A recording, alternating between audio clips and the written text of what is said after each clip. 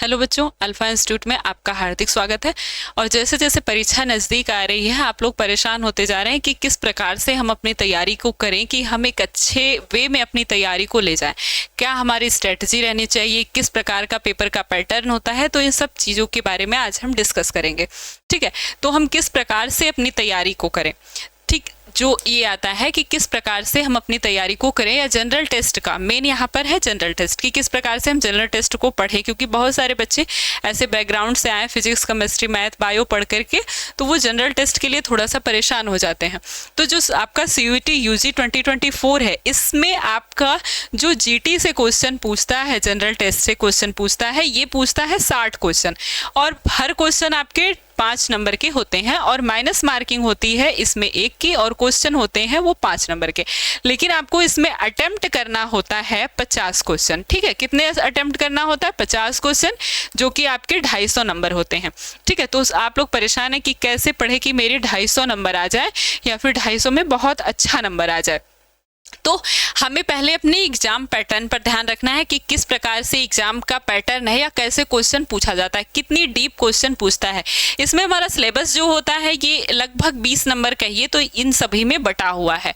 ठीक है, या 2-4 नंबर ऊपर नीचे हो जाता है, लेकिन क्वांट का है चैप्टर, इसमें आपका जो मैथ पढ़ा होगा उसके लिए बहुत अच्छा है, उसको बस रिविजन करना है, या एक तरीका ढूंढना है जिससे बहुत जल्दी से वो अपने आंसर को ला सके, जिसमें आपका परसेंटेज हो गया, रेशियो हो गया, आपका नंबरिंग सिस्टम हो गया, ये सभी क्वांट में अंदर आते हैं।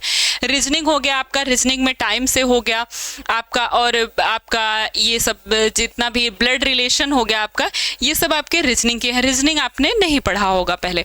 ठीक है, तो थोड़ा सा आपको रीजनिंग पर भी ध्यान देना है। और अगला है आपका GT और है करंट अफेयर। तो GT में आपके पास जितने भी आपके बेसिक जो चीज़ें हैं, ठीक है, हिस्ट्री हो गया, जियोग्राफी हो गया, और आपका इकोनॉमिक्स हो गया, और पॉलिटी हो गया। ठीक है, पॉलिटी हो गया, और एक है जो बेसिक साइंस है, तो इसमें भी साइंस वालों को दिक्कत नहीं होगी, बेसिक साइंस है। ठीक है, ये सभी आपके जनरल टेस्ट के अंदर आते हैं, और साथ में आता है आपका करंट अफेयर। करंट अफेयर आता है साथ में, तो आप किसी एक जगह से करंट अफेयर देखना शुरू करिए। अगर आप न्यूज़पेपर नहीं पढ़ पाते या वहाँ से नहीं निकाल पाते हैं कि किस प्रकार का करंट अफेयर पूछा जाता है, मेरी ही वीडियो यहाँ पर आप अगर इस पे यूट्यूब पे देखेंगे तो यहाँ पर वीकली करंट अफेयर संडे को कराया जाता है, आप वहाँ से देख सकते हैं। और उसमें आपको करंट अफेयर के साथ जो पहले के या 2-4 महीने के पहले के करंट अफेयर हैं वो भी डिस्कस किए जाते हैं, और साथ में उसका स्टैटिक GK भी डिस्कस किया जाता है। ठीक है, तो करंट अफेयर के साथ आपको स्टैटिक GK भी पढ़ना है उस चीज़ से रिलेटेड। जैसे अब CAA आ गया, तो इसमें आपको सिर्फ CAA लागू हुआ ये ध्यान में नहीं रखना, बल्कि ये कब बना या किस आधार पर ये बनता है। जैसे 1955 के नागरिक संहिता कानून पर बनता है, ये संसद ने बनाया था। तो ये नागरिक कानून कब बना, नागरिक संशोधन कानून कब आया, या नागरिकता जो है ये किस आर्टिकल में है, यहाँ तक आपसे क्वेश्चन पूछ सकता है। तो जो भी करंट में चीज़ें होती हैं उसको लेके स्टैटिक GK भी बन जाता है, क्योंकि करंट की चीज़ें जो है सभी लोग ध्यान में रखते हैं, लेकिन उसका जो स्टैटिक GK है उसके पहले की चीज़ें नहीं ध्यान में रखते। तो स्टैटिक GK में आपका बेसिक आ जाता है, जैसे कि कौन से राज्य हैं, राजधानियाँ आपके देश हैं, उनकी मुद्राएँ हैं, उनकी राजधानियाँ हैं उन देशों की, और आपका हो गया जैसे कौन सी प्रथम पुरुष प्रथम महिला हो गए, और लोक नृत्य आपका फोक डांस हो गया, क्लासिकल डांस हो गया। ये सभी मेन जो बेसिक है, जितने संगठन हैं, संस्थाएं हैं, जैसे यूनेस्को में कौन कौन सी ऐसे चीज़ें भारत की शामिल है, या कौन से राष्ट्रीय उद्यान है, कौन से आपके पार्क हैं, नेशनल पार्क हैं, ये सभी आपका ये स्टैटिक GK के अंतर्गत आता है। कौन कहाँ का पार्क है, या कौन सा पार्क जैसे काजीरंगा उद्यान ये किसके लिए है, एक सींग वाले गैंडे के लिए। तो ऐसे ऐसे करके आपका यहाँ स्टैटिक GK से और GT से क्वेश्चन बनता है। ठीक है, अब आपको ध्यान रखना है, अपनी स्टडी को एकदम स्मार्ट वे में लेके जाना है, बहुत ज़्यादा इधर उधर नहीं भागना है। स्मार्ट वे का मतलब है कि आपको क्या करना है कि जो भी आपका वीक पॉइंट है उस पर थोड़ा सा ध्यान देना है। जैसे अब आपको मैथ अच्छा लगता है तो आप मैथ ही नहीं पढ़ते रहिए, बल्कि आपका जो वीक है या जो आप नहीं पढ़ते हैं या जो आपको भूल जाता है उसको थोड़ा सा रिवाइज करिए और उसको पढ़ते रहिए। और जो चीज़ आपकी स्ट्रांग है उसके लिए थोड़ा सा कम समय निकालिए। और ये आपको पता कब चलेगा? ये आपको तभी पता चलेगा जब आप प्रीवियस ईयर के क्वेश्चन करते हैं या आप मॉक टेस्ट करते हैं, अर्थात जब आप अपना इवैल्यूएशन करते हैं। ठीक है, जब आप अपना मूल्यांकन करेंगे या क्वेश्चंस को करेंगे तब आपके समझ में आएगा कि क्या मुझे अभी पढ़ना है और क्या मैंने पढ़ लिया है। तो जो आपने पढ़ लिया है उसको थोड़ा सा कम पढ़िए, और जो आपको अभी पढ़ना है, ज़्यादा पढ़ना है, उस पर समय ज़्यादा दीजिए, या जो आपके थोड़ा सा कम समझ में आता है उसको किसी तरह से समझने की कोशिश करिए, उस पर समय ज़्यादा देना है आपको। ठीक है, और अपनी स्टडी को एकदम डिटेल स्टडी प्लान में बनाना है का मतलब है कि आपको क्या चीज़ कितने घंटे पढ़नी है। या अब जैसे आपको जीके नहीं आता है, या जीके आपने इसके पहले नहीं पढ़ा है, रीजनिंग आपने नहीं पढ़ा, तो इसको थोड़ा सा समय देंगे। और जो बच्चे जिनको लगता है कि वो मैथ में अच्छा कर ले जाएंगे, या जो क्वेश्चन सॉल्व कर लेते हैं मैथ का अच्छा, वो मैथ के लिए थोड़ा सा 1 घंटा कम ही देंगे। वो किसके लिए देंगे? वो बाकी सब्जेक्ट के लिए देंगे। या जिसको लगता है कि केमिस्ट्री उसका वीक है तो वो केमिस्ट्री के लिए ज़्यादा समय दे, जिसको लगता है उसका फिजिक्स वीक है तो वो फिजिक्स में ज़्यादा समय दे, और जो अच्छा सब्जेक्ट है उसको बचाए। कोई ना कोई आपका अच्छा सब्जेक्ट जरूर होगा।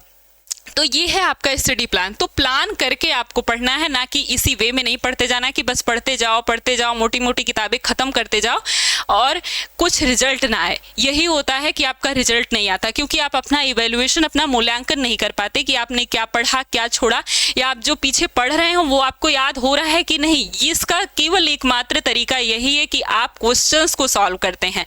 अब आपके पास केवल ऑब्जेक्टिव क्वेश्चन दिखेंगे, तो अब आपको रट्टा नहीं मारना है या बहुत चीज़ें बना के या बहुत थ्योरी में नहीं लिखना है। आपको क्या करना है? बस मेन पॉइंट, उसका कीवर्ड्स पकड़ना है और उसी से क्वेश्चन को सॉल्व करना है, चाहे आपको याद हो या ना हो। आप तुक्का भी मार लिए, आपने सही कर दिया, तो आपको उसका नंबर मिलना ही है। अब है ये स्पीड और हमारी जो एक्यूरेसी, अर्थात कितना क्वेश्चन कितने जल्दी हम कर ले जाते हैं। ठीक है, हमारी जो यथार्थता है, अर्थात कितनी जल्दी हम क्वेश्चन कर ले जाते हैं, कितना सटीक क्वेश्चन कर ले जाते हैं, और स्पीड है जो हमारा, यही हमें सक्सेस दिलाता है। अर्थात स्पीड का मतलब है कि अब है ना, मैथ का जैसे है, अब तक आपको आपका जो सिस्टम था, आप जो एक लाइन थी उस पर आपको नंबर मिलता था, लेकिन अब क्या है, आप कितनी जल्दी लगा ले जाते हैं और कितनी जल्दी आंसर ले जाते हैं, आपको उस पर नंबर मिलेगा। ठीक है, तो स्पीड अगर आपकी कम होगी तो आप पीछे वाले क्वेश्चन को छोड़ते चले जाएंगे, भले ही वो आपको आ रहा होगा। जब आपको पढ़ने का ही समय नहीं मिलेगा तो आप लगा ही नहीं पाएंगे। तो स्पीड और एक्यूरेसी को भी बनाने का केवल एकमात्र ही तरीका है PYQ करना, प्रीवियस ईयर का क्वेश्चन, और आपको मॉक टेस्ट करना। मॉक टेस्ट आपकी एक्यूरेसी को बनाएगा, इसकी स्पीड को बनाएगा। तो जब आप क्वेश्चन को या लेसन को पढ़ते हैं तो उसी लेसन वाइज आपको मॉक टेस्ट करना होता है। और PYQ आप जब करते हैं तो आपको समझ में आता है कि कितना डीपली कैसे क्वेश्चन पूछे जाते हैं, यहाँ से इस लेसन से, कोई भी किसी भी लेसन से किस प्रकार के क्वेश्चन पूछे जाते हैं। अब इवैल्यूएशन करना रहता है आपको, तो इवैल्यूएशन का एकमात्र यही तरीका है, जब आप मॉक टेस्ट करते हैं तो आपकी स्पीड भी बनती है, आपकी एक्यूरेसी भी बढ़ती है, और आपका इवैल्यूएशन भी होता है। आपको समझ में भी आता है कि अभी मुझे फिर से इस चैप्टर को पढ़ना है, अभी मैंने सही से नहीं पढ़ा। ठीक है, तो इस तरह से आपको अपना इवैल्यूएशन करना है। ठीक है, तो ये हमारा है 12th, ये है CUET UG 2024 का बैच, जिसमें आपको लाइव क्लासेस भी मिलेंगी और आपके क्लास नोट्स के सारे आपको PDF भी प्रोवाइड किए जाएंगे और सारा स्टडी मटेरियल भी प्रोवाइड किया जाएगा। तो आपको कहीं और से स्टडी मटेरियल लेने की ज़रूरत नहीं पड़ेगी। और ये आपका मॉक टेस्ट इसमें कराया जाएगा, और आपकी प्रैक्टिस क्लासेस भी होगी, और साथ में आपकी डाउट क्लास भी ग्रुप में डिस्कस की जाएंगी।